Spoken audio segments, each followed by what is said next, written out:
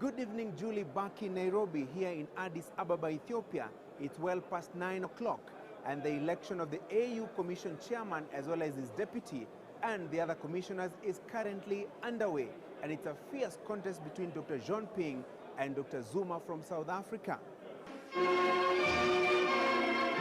The African Union Commission election is a repeat exercise after the January poll ended in a stalemate.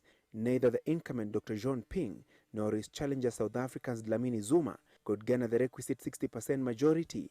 54 nations that constitute the African Union are participating in the poll, and the winner in the contest for the chairmanship must get at least 34 votes to be declared winner. The two contestants have been campaigning and lobbying the various blocs, among them the East African Community, the South African Development Community SADC, and the West African Bloc ECOWAS. Kenya is supporting the candidature of Dr. Ping, as well as that of Erastus Mwencha, a Kenyan, who is seeking a fresh 4-year term as the AU Commission's vice chair.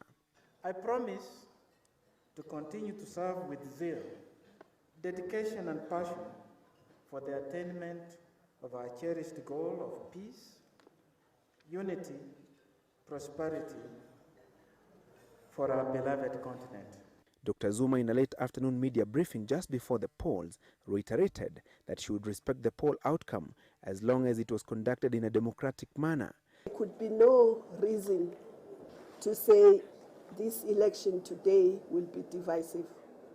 Whoever wins between the two of us needs the support of all 54 countries, irrespective of whether they voted or didn't vote for that person. South Africa has been accused of breaching a gentleman's agreement of leaving the African Union Commission chairmanship to the so-called small nations in the continent. The incumbent, Dr. Ping, is from Gabon. However, Dlamini Zuma is unrelenting, maintaining that all nations in Africa are equal and had a single vote each. South Africa is not going to move to Addis to come and run the African Union. It's going to be Nkosazana Dlamini Zuma, if I win, who will come here, not South Africa. So I don't see the connection between me as an individual who wants to make a contribution to this organization to my country's size. The gender card is also being played in the African Union Commission chairperson's contest. It's never been held by a woman, and it will never be held by a woman if women do not stand for elections. Whether they lose or win, but they must stand until they win.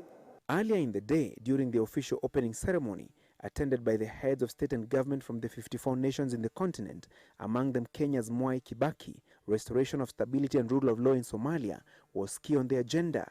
The role played by the Kenyan Defense Forces in pursuing the Al-Shabaab militants was hailed, as well as that of the entire Joint African Military Team, AMISOM. I would like to salute the courage of the soldiers of AMISOM and their Somali brothers. I pay tribute to Uganda, Burundi, Kenya, Djibouti, which are the troop contributing countries, as well as to Ethiopia.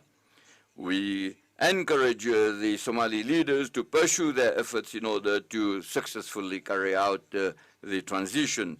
Africa will always remain beside and in solidarity with the Somali people. The curtains will be drawn on the 19th African Union Summit tomorrow, with deliberations and ratification of key recommendations, among them a proposal to increase the mandate and jurisdiction of the African Court of Justice to hear and determine criminal matters such as human rights abuse and genocide.